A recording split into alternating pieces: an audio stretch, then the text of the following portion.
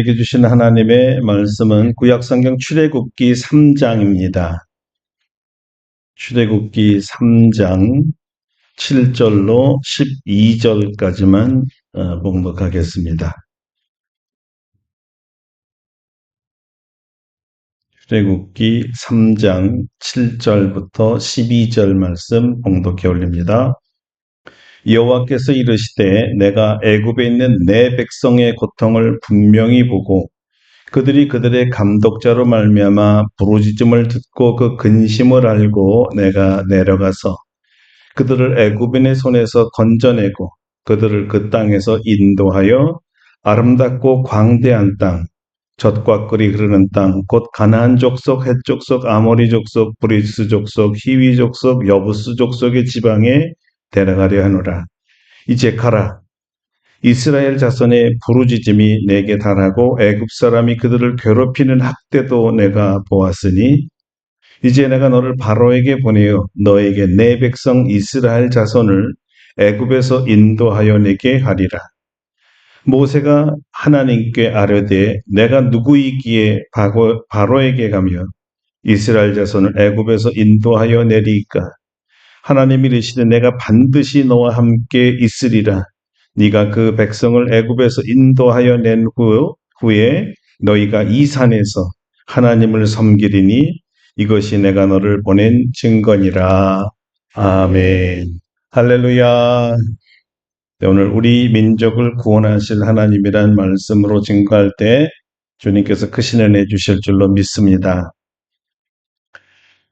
올해 2025년 우리 교회 표어에 따라 여호와께 능치 못할 일이 있겠느냐 시리즈 두 번째 시간입니다. 지난주 아브라함은 하나님을 경외하는 믿음이라 백세에 난 아들 이삭을 번제로 드리라는 하나님의 명령에 주저함도 없고 망설임도 없이 순종했습니다. 모리아산에서 칼을 들고 이삭을 잡으려고 했습니다. 하나님의 약속대로 백세의 아들을 낳게 해주신 전능하신 하나님에 대한 절대 믿음, 절대 순종이 생겼습니다. 전능하신 하나님을 경험한 믿음의 사람들만이 이런 순종을 할 수 있었습니다. 그래서 누구도 따라할 수 없는 믿음의 조상이 된 것입니다. 이런 믿음으로 전능하신 하나님을 만난 뒤에는 일생을 하나님께 자신을 드리고 헌신한 종들의 이야기로 성경은 가득 차 있습니다. 오늘은 그중 구약의 또 다른 믿음의 사람에 대해서 증거하려고 합니다. 히브리서 기자가 믿음의 조상들 한 분 한 분을 소개하면서 그들의 믿음의 특징을 설명했는데 아주 흥미롭습니다. 먼저 아브라함은 어떤 믿음의 사람으로 소개했을까요? 아브라함은 시험을 받을 때 믿음으로 이삭을 드렸으니 그는 약속들을 받은 자로 돼 그 외아들을 드렸느니라. 그에게 이미 말씀하시기를 내 자손이라 칭할 자는 이삭으로 말미암으리라. 그가 하나님이 능히 이삭을 죽은 자 가운데서 다시 살리실 줄로 생각한지라. 비유컨대 그를 죽은 자 가운데서 도로 받은 것이니라.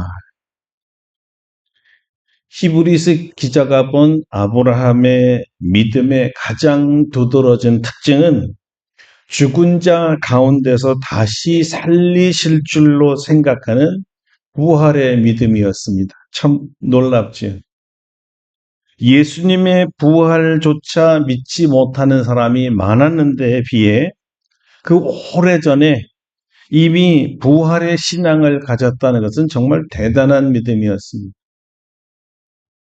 그렇다면 히브리서 기자가 모세에 대해서는 어떤 평가를 내렸을까요? 믿음으로 모세는 장성하여 바로의 공주의 아들이라 칭함받기를 거절하고 도리어 하나님의 백성과 함께 고난받기를 잠시 죄악의 낙을 누리는 것보다 더 좋아하고 그리스도를 위하여 받는 수모를 애굽의 모든 보화보다 더 큰 재물로 여겼으니 이는 상 주심을 바라봄이라. 그리고 히브리서 기자가 최고의 찬사를 하면서 칭찬한 모세의 믿음이 그 다음 절에 나옵니다. 믿음으로 그들은 홍해를 육지같이 건넜으나 애굽 사람들은 이것을 시험하다 빠져 죽었으며. 짧은 얘기 속에 어떤 얘기가 포함되어 있습니까? 홍해를 건넌다는 건 그의 믿음 때문이었다는 거예요. 우리 너무 잘 알지만 이 당시로 돌아가면 굉장히 위급한 상태였습니다. 곧 감히 쏟아질 수십 미터의 높은 그 물벽이 세워져 있는데 바다 가운데로 쭉 길이 나지 않았습니까? 보기만 해도 그렇죠. 근데 그것이 바다를 건넜으니까 몇 킬로인지 모르지만 상당히 긴 거리였습니다.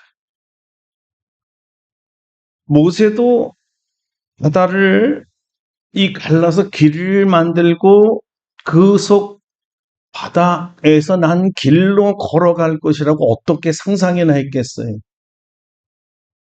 꿈도 꾸지 못할 어마어마한 일이 눈앞에서 지금 일어난 겁니다.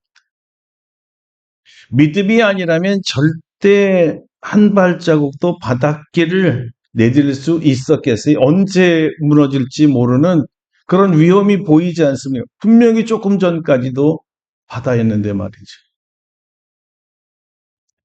정말 그 깊이가 너무나 깊어서 바다 벽 위에 오르는 걸 보니까 끔찍할 정도잖아요. 이게 만약에 이렇게 덮어진다면 그냥 물을 건너고 있는 사람들은 다 수장되는 거 아니겠습니까?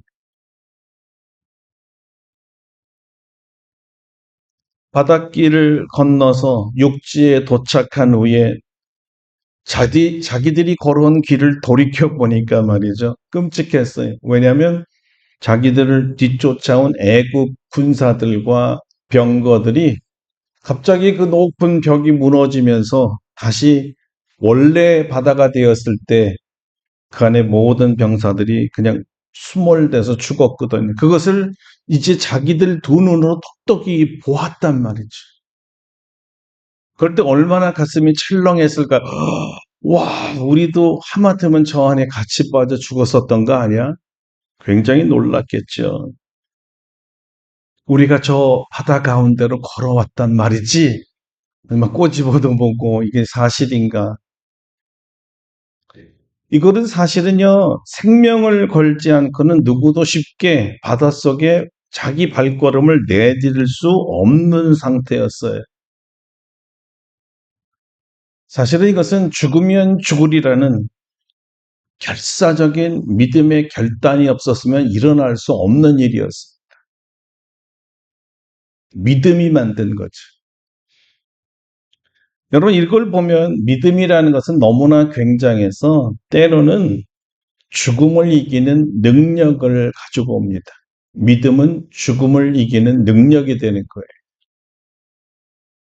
홍해를 가르시는 하나님, 이 기적이 바로 모세의 가장 막강한 믿음이 되었고 훗날 믿음의 후진들이 이 믿음을 칭송하면서 우리도 모세와 같은 믿음을 가져야 현재 우리 인생에서 만난 인생의 홍해를 건널 수 있다. 이 위기를 극복할 수 있다. 이렇게 전해져 내려오게 된 것이었습니다. 우리의 인생에 위협하는 적으로부터 분리하는 사건이었어요. 바다를 중심으로 해서 쫓아온 애국과의 분리가 있듯이 우리 인생을 위협하는 많은 문제들로부터 하나님께서 바다를 건너서 우리를 구원하시고 이들과 격리시키는, 분리시키는 사건이 홍해 사건이었던 것입니다. 우리는 아마도 영적 홍해 사건을 여러 번 경험하며 사는 것이죠. 그때마다 우리는 동일한 홍해 기적의 믿음을 우리가 믿으면서 우리의 문제가 해결될 것이다. 하나님이 이 문제로부터 우리를 분리시켜 줄 거라는 믿음을 갖게 되는 것입니다. 어떻게 모세는 이렇게 무시무시한 믿음을 갖게 되었을까요? 아브라함과 마찬가지로 모세도 처음부터 이렇게 세상이 감당할 수 없는 믿음을 가진 자는 아니었습니다. 오늘 본문이 어머니로부터 말로만 듣던 히브리인의 하나님, 천지를 창조하신 하나님, 믿음의 조상 아브라함과 이삭과 야곱의 하나님, 그 하나님을 만나는 장면이었습니다. 그 아브라함의 하나님이 자기에게 나타나셨고 하지 않는 이 불꽃 떨기 나무에서 자기의 이름을 부르는 것이 아니겠어요? 첫 만남에 자기의 이름을 불러주셨습니다. 어떻게 자기의 이름을 알았을까요? 어떻게 자기를 알았을까요? 우리는 설사 하나님을 모르고 하나님의 이름을 모를 수 있지만 주님은 나를 알고 계시고 내 이름을 죄송합니다. 절 알고 계십니다. 왜요? 그분이 나를 창조하신 하나님이시니까. 내가 태어나기도 전에 하나님은 나를 알고 계시고 내 이름까지도 알고 계십니다.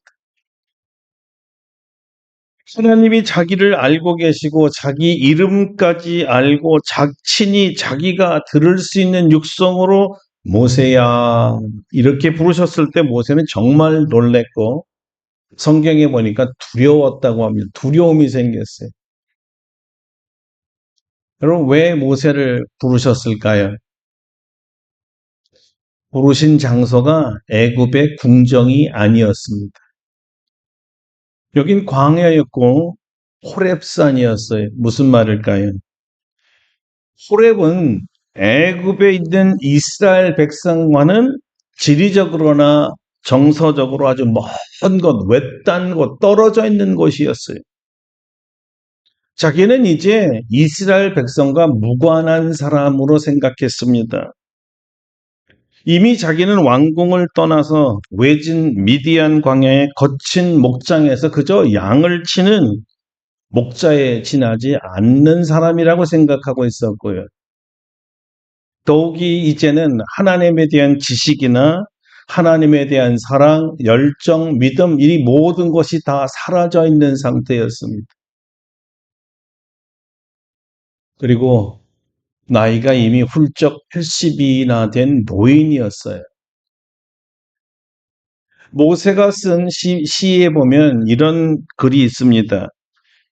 우리의 연수가 70이요 강건하면 80이라도 그 연수의 자랑은 수고와 슬픔뿐이요 신속히 가니 우리가 다 날아가나이다.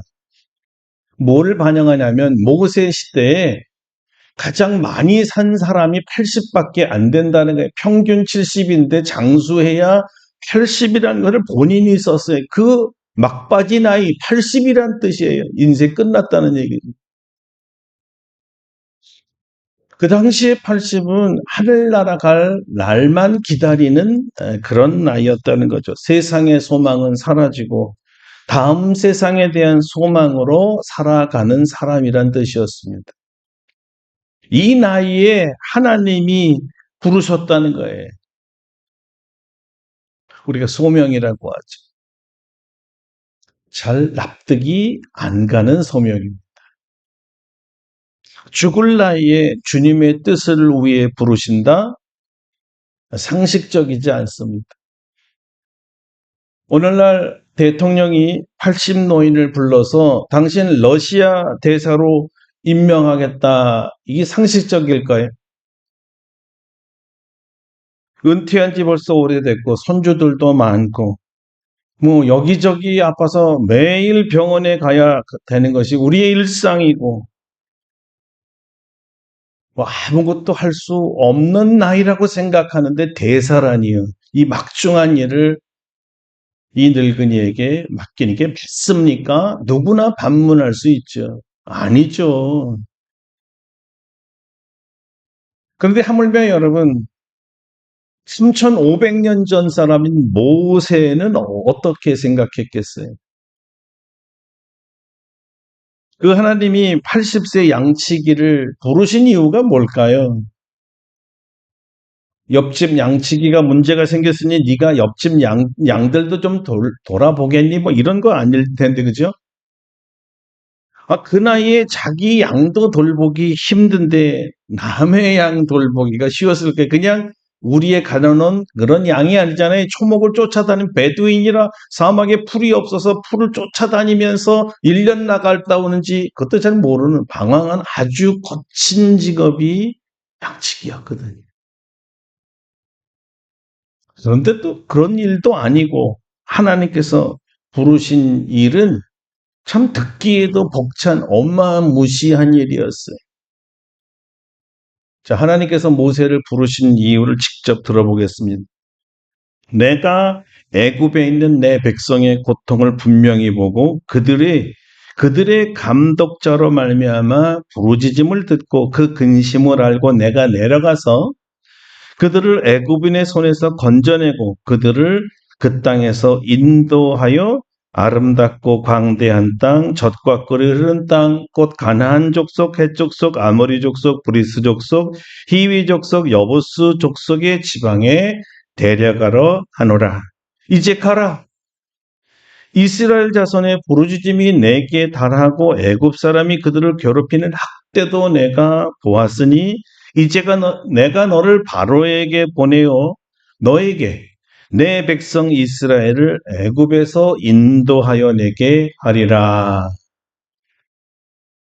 핵심이 뭐죠? 애굽에서 종살이하는 하나님의 백성을 구출하려고 하니까 네가 가서 내가 그들을 구하겠다고 바로에게 알려줘라.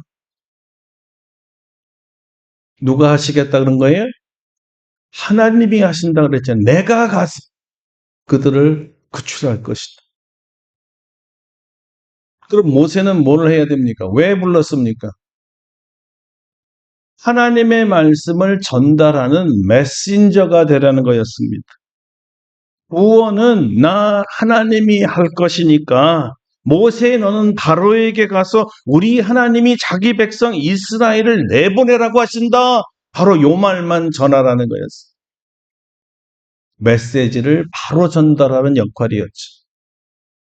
예, 여러분. 구원은 절대적으로 하나님께 속한 것입니다. 하나님께 속한 것이기 때문에 하나님이 하실 거라는 거예요. 내가 내 백성을 구출하겠다라는 거죠. 다만 모세는 하나님의 대사, 하나님의 메시지를 전달하는 전달자만 되달라는 것이었어요. 그것이 모세의 임무였고 부르신 이유였습니다. 자, 모세가 주님, 제 오매불망 이날만을 기다려왔습니다. 내 이럴 줄 알았습니다. 이제 나를 알아주시는군요. 가고 말고요. 근데 혼자 못 가잖아요. 늙었잖아요. 그러니까 이걸 감당할 능력을 주시든지 아니면 군대를 함께 보내주시든지 아니면 용병을 사올 수 있는 군 자금을 주시든지 그것도 아니면 천군 천사를 보내주시든지 아니면 기적을 일으킬 뭔가를 좀 주셔야 갈 거 아닙니까? 이랬을까요? 아니, 모세는 뭐라 그랬습니까? 모세는 엉뚱하게 그때 하나님의 이름을 물어요. 하나님 이름이 뭡니까? 내가 뭐 알아야 전달을 할 거 아닙니까? 내가 지금 만난 분이 누군지 알아야 전달하죠. 내가 알고 있고 어머니로부터 듣고 배운 그 하나님 맞습니까? 난 처음 만났는데요. 그리고 저는 막연히 히브리인의 하나님으로만 알고 있지 그 하나님의 이름 석자도 모르잖아요. 그런데 어떻게 히브리인들에게 가서 하나님의 말과 뜻을 전한단 말입니까? 사실은 이 굉장히 말되는 질문같이 보였어요. 하지만 이런 불평은 이런 것을 포함한 불평이었습니다. 내가 누군지도 모르는 분의 명령을 어떻게 받들어 순종할 수 있겠습니까? 뉘신지 모르겠지만 하기 싫습니다. 사람 잘못 봤어요. 잘못 찾아온 거예요. 전 못해요. 이 80노인에게 무슨 짓입니까? 발뺌 많은 소리였습니다. 여러분 어떻게 알 수 있을까요? 사실 이 거절이 한 번만이 아니라 이후에도 노골적으로 화를 내면서 나 아니라니까요. 전 못해요. 라는 표현을 4번씩이나 하면서 거절했거든요. 지팡이가 뱀이 되고 손이 나병이 되는 이 표정을 보여줬는데도 모세의 다친 마음, 굳은 마음은 열리지를 않았습니다. 하나님 앞에서 노골적으로 불순종했어요. 그 불순종의 마지막 말 좀 한번 들어보실래요? 오 주여, 나는 본래 말을 잘하지 못하는 자입니다. 주께서 나의 종에게 주의 종에게 명령하신 후에도 역시 그러하니 나는 입이 뻣뻣하고 혀가 둔한 자입니다. 하나님께서 끝까지 이래저래 핑계대며 거절하는 모세를 보면서 마지막에 이렇게 아쉬운 설득까지 했습니다. 여호와께서 그에게 이르시되 누가 사람의 입을 지었느냐 누가 말 못하는 자나 못 듣는 자나 눈 밝은 자나 맹인이 되게 하였느냐 나 여호와가 아느냐. 그래도 모세가 안 들었습니다. 그러니까 주님이 하신 말씀이 이거였어요. 이제 가라. 내가 내 입과 함께 있어서 할 말을 가르치리라. 하시면서 모세의 대변인까지 붙여줄 테니 순종만 하라고 했습니다. 자, 그러니까 이제 하나님이 이렇게 사정을 하니까 모세가 그래요? 하나님이 그렇게 하니까 성의를 봐서 갈게요. 이렇게 말했을까요? 아니요. 이런 말을 듣고도 모세는 최후로 이렇게 거절합니다. 주여, 보낼 만한 자를 보내소서. 저는 아닙니다. 보낼 만한 자를 보내소서.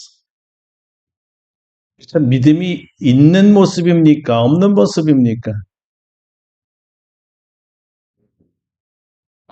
여러분 출애굽기의 기자가 누군지 아시죠? 출애굽기 누가 썼습니까?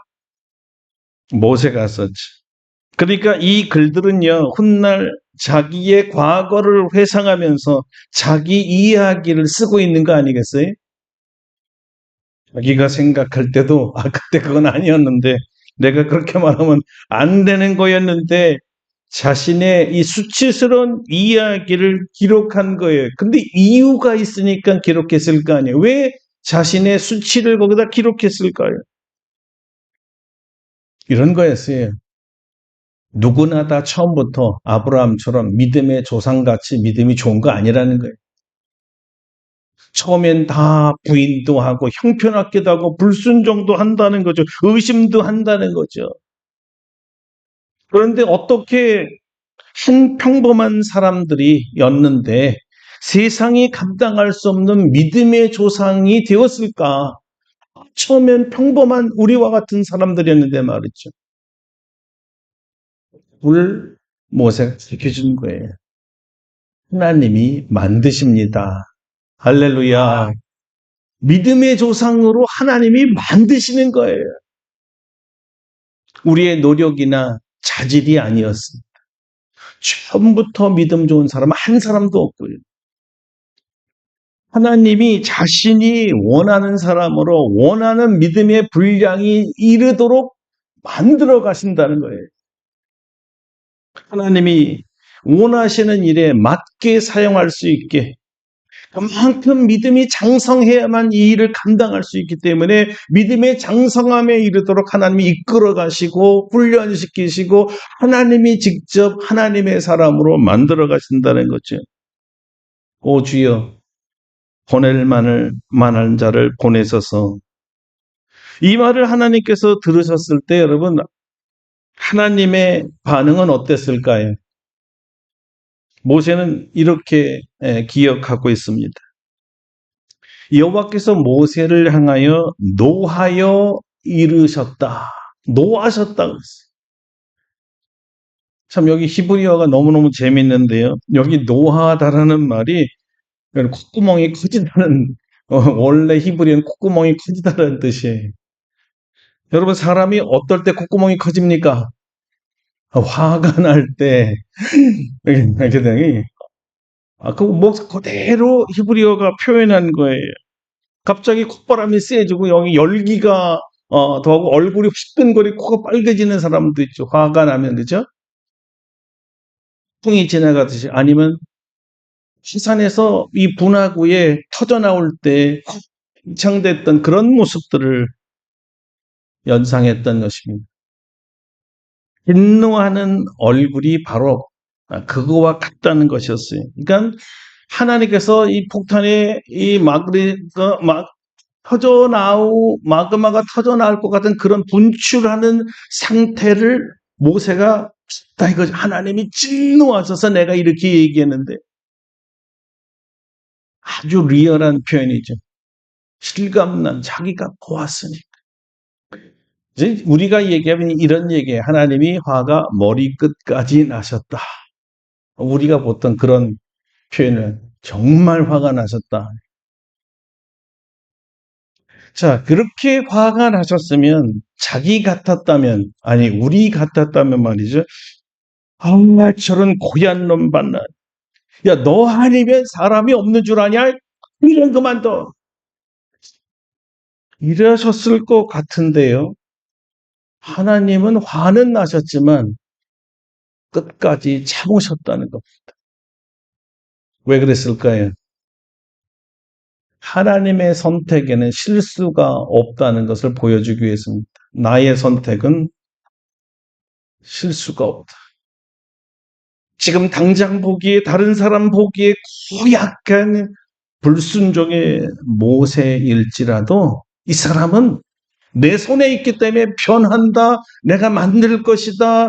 순종의 사람, 믿음의 사람으로 내가 만들 거야.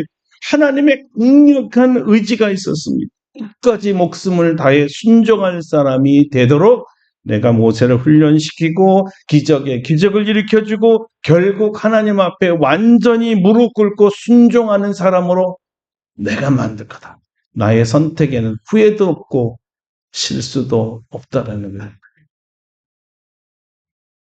하나님은 전능하신 하나님이기 때문에 능치 못할 일이 없습니다. 하나님이 쓰시고자 하면 반드시 쓰세요. 결국 쓰세요. 하나님의 사람이 되기까지 기다리시는 것뿐입니다. 하나님의 사람이 되도록 100% 순종할 수 있을 때까지 모든 은사와 능력을 다 제공해 주십니다. 어떤 종류의 권세에도 두려워하지 않고 굴복하지 않는 강인함도 부어주십니다. 이것을 담대함이라고 하는데요. 문자 그대로 담대함이라는 것은 겁이 없어진 상태라고 합니다. 겁이 없는 거예요. 이 담대함은 마치 사자의 담대함과 같아서 모든 동물들이 다 생쥐처럼 보이게 하는 거죠. 하늘의 권세를 가진 것처럼 보이는 사람들 앞에서도 조금도 기가 죽지 않습니다. 아마 여러분은 골리앗과 다윗의 싸움을 기억하실 겁니다. 3m 되는 거인과 소년 다윗이 싸웠는데 조금도 두려워하는 것이 없어요. 겁내는 모습이 없습니다. 왜 그랬을까요? 다윗의 눈에 비친 골리앗은 자기가 맨손으로 때려잡은 곰이나 사자보다도 약한 아주 작은 미물로 보였던 거예요. 어떻게 그럴 수가 있죠? 하나님이 다윗의 마음에 담대함을 부어주셨기 때문입니다. 하나님의 담대함을 받으면 어떤 사람도 어떤 권력도 두렵지가 않습니다. 모세가 천하를 호령하는 바로 앞에서도 그리고 자기를 반대하는 200만 명의 이스라엘 백성의 폭동 앞에서도 두려워하지 않을 수 있었던 이유가 바로 하나님이 부어주신 이 담대함 때문이었습니다. 그래서 모세는 전지전능하신 하나님만 자기와 함께 한다면 어떤 상황도 어떤 존재도 두려워하지 않았다는 거예요. 어떤 하나님? 전지전능하사 천지를 창조하신 하나님 말입니다. 능치 못할 일이 없는 하나님이에요. 모든 기사와 표적을 보여주신 하나님이시죠. 모든 신 위에 뛰어나시고 모든 왕 중에 뛰어나신 이 하나님이 결국 자기 백성을 구원하기 위해서 애굽의 열재앙을 일으키는 것을 자기 눈으로 목격했잖아요. 유사일에 이런 하나님이 없었습니다. 이런 거대하고 어마어마한 능력을 경험하는데 어떻게 이런 하나님께 순종하지 않을 수가 있었겠어요? 이 하나님이 말씀하시는데 어떻게 믿지 않을 수가 있었겠어요? 말로만 하신 하나님이 아니라 보여주신 하나님이 무시무시한 10가지 재앙잖아요. 모세의 믿음의 절정은 사실 열재앙 사건이 아니었습니다. 마지막 애굽의 모든 장자가 죽어가는 처참한 재앙과 저주까지도 보았습니다. 그런데 하나님을 경외하는 믿음의 사람들은 어린 양의 피를 이 문설주에 바르면 그 재앙이 넘어가서 생명을 보존하는 것을 보았습니다. 과연 하나님만이 구원의 하나님이라는 것을 또 목격하게 돼요. 재앙이 넘어가고 생명을 지킬 수 있게 해준 어린 양은 바로 예수 그리스도셨고 그 피는 예수님의 보혈이었습니다. 십자가에서 흘리신 보혈 말이죠. 예수님의 보혈만이 죄로 말미암아 죽을 형벌에서 유일하게 구원할 수가 있습니다. 이 진리를 예수님이 오시기 전 1500년 전에 하나님께서 모세에게 알려주신 것이었습니다. 어찌 구원의 하나님을 찬양하지 않을 수가 있었겠어요?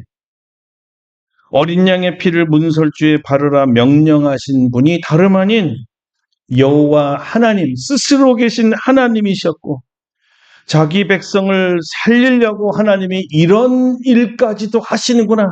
자기 백성을 살리기 위해선 이런 엄청난 기적도 일으키시는가를 보면서 다윗은 이 모세는요 하나님 앞에 그저 엎드려 절할 수밖에 없었어요. 하나님의 위대한 능력 앞에 무릎 꿇을 수밖에 없었어요. 저분이 나의 하나님, 나를 부르신 하나님이라.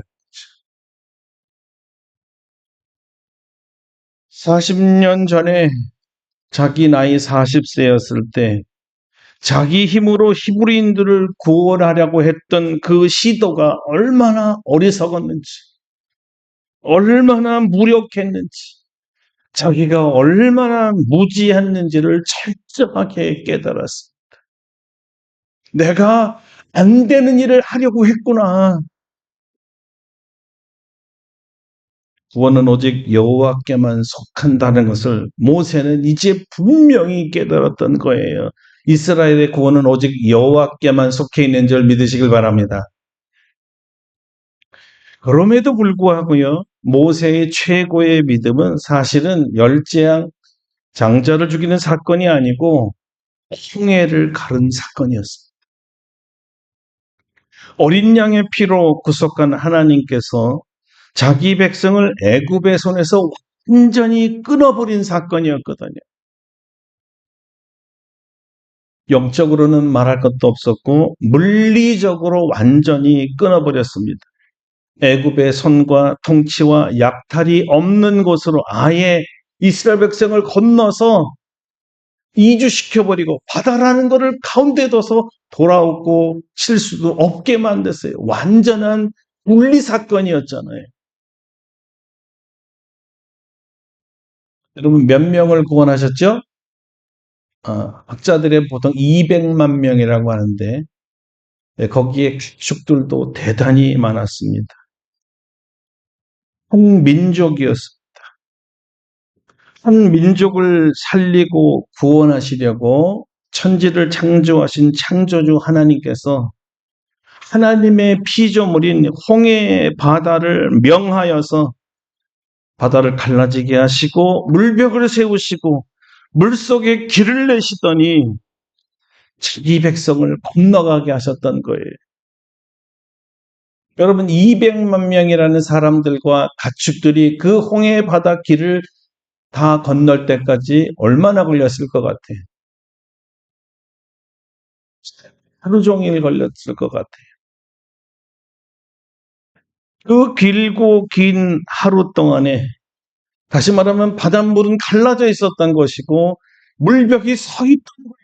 갑자기 갈라졌다가 합치는 이런 조류 현상이 아니었잖아요. 내 백성이 어린아이 젖먹이까지 다 건너갈 때까지 기다렸어요. 물벽을 세워주셨다 이 말이죠. 누가 그렇게 할 수 있어요? 자연이 그렇게 할 수 있습니까? 하나님이 자기 백성을 사랑하셔서 구원하려고 하실 때는 어떤 방법도 다 쓰신다는 거예요. 얼마든지 자신의 전능을 다 사용하신다는 거죠. 하나님은 자기 백성을 위하여 자기 능력 쓰시는 것을 기뻐하십니다. 할렐루야. 모세는 바로 이 하나님에게 빠져버렸던 거예요. 구원은 절대적으로 하나님 소관이고 이스라엘 백성은 철저하게 하나님의 백성이구나.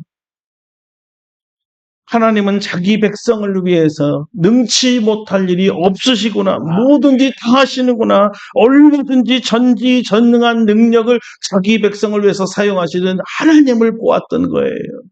이 하나님 얼마나 감사했을까요?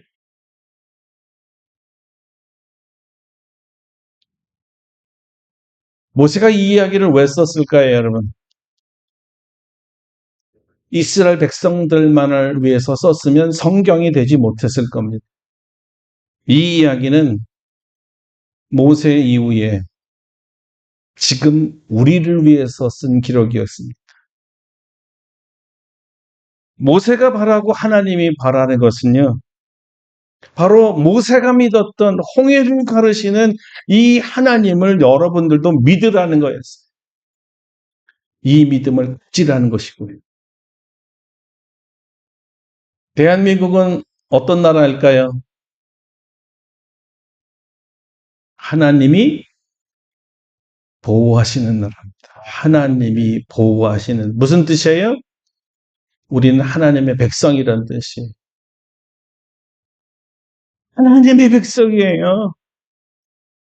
이 나라를 지키기 위해서는 이 백성을 위협하는 바로가 있다면 하나님께서는 자기 백성을 위해서 열지양을 내리실 수 있고 그들의 장자들을 취해서라도 자기 백성을 지키시겠다는 겁니다. 우리나라의 현재 모든 정치적, 경제적, 사회적 불안에서 건져주실 분은 하나님밖에 없습니다. 모세가 출애굽을 시켜주신 하나님을 경험하고 다시 40년을 젖과 꿀이 흐르는 이 40년 동안 백성을 이끌면서 수많은 고난 중에도 이겨낼 수 있었던 이유는 출애굽의 하나님을 만났고 경험했고 그 결과 자신도 아브라함의 믿음처럼 믿음이 커졌기 때문입니다. 오늘 대한민국을 영적 애굽에서 출애굽시켜 주실 분도 하나님밖에 없습니다. 여러분 믿습니까? 이 믿음을 가지라는 거예요. 모세가 가졌던 그 믿음, 아브라함의 그 믿음이 오늘 우리 대한민국 성도들에게, 하나님 백성들에게 필요한 믿음이랍니다. 우리나라를 구원해 주실 분, 우리 민족으로 하여금 젖과 꿀이 흐르는 가나안으로 인도해 주실 분은 우리 하나님밖에 없는 줄로 믿습니다. 그리고 이 출애굽에서 약속의 땅으로 인도하실 때 하나님이 다 하셨지만 중요한 것은 하나님은 모세를 사용하셨다는 거죠. 우리 대한민국을 약속의 땅으로 하나님께서 인도하실 때 하나님이 사용하시기 원하시는 영적 모세, 오늘날의 모세를 세워달라고 우리가 기도해야 합니다. 하나님의 대리인이시고 민족의 지도자가 되고 하나님을 철석같이 믿고 주님 주신 이 기적의 지팡이를 홍해를 내밀어서 하나님의 전능하신 능력으로 이 백성을 구원할 수 있도록, 다시 말하면 하나님이 일하시도록 사용될 도구가 될 그 모세, 현대판 모세, 우리 민족을 위한 모세를 세워달라고 기도하라는 것입니다. 여러분, 하나님께서 우리 대한민국을 사랑하십니다. 하나님이 사랑하는 우리 민족을 하나님께서 구원하실 것입니다. 이를 위해 모든 하나님의 백성들이 해야 될 일은 이 민족이 손을 들고 함께 기도하는 거예요. 하나님이 일하시도록, 하나님이 일꾼을 세우시도록 우리가 해야 될 일은 기도밖에 없어요. 여러분, 기도합시다. 하나님, 이 나라를 구원하시옵소서. 하나님, 이 민족을 구원하시옵소서. 이 민족은 하나님이 사랑하는 하나님의 백성입니다. 능치 못할 일이 없으신 전능하신 하나님, 우리 대한민국을 불쌍히 여기시고 지켜 주시옵소서. 함께 기도하겠습니다.